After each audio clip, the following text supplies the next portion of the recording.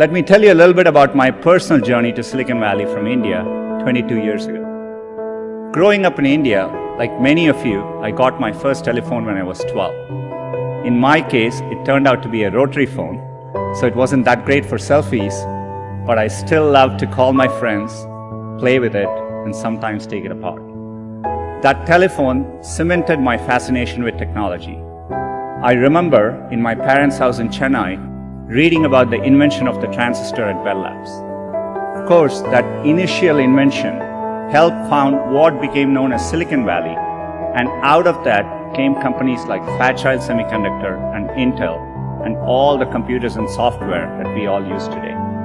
You can draw a direct line from that invention to the technology that powers your Twitter feed or your WeChat messages today. A lot of times when I was younger, people would say, this person didn't get into this college or something, and that's the end of the road. I mean, life is so different from that.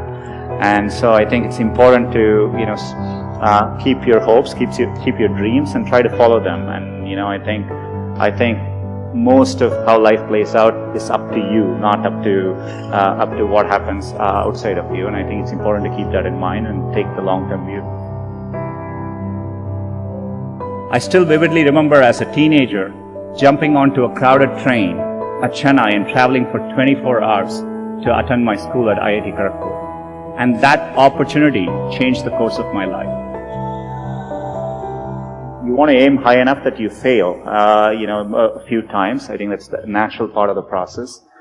In fact, Larry used to say, if you work on really difficult things, you're better off because you have no competition. Others aren't working on that difficult a problem. And even if you fail, you end up doing something great in the process. I think, working the real world, I would say, it is important to be well-rounded. It's important to, try different things.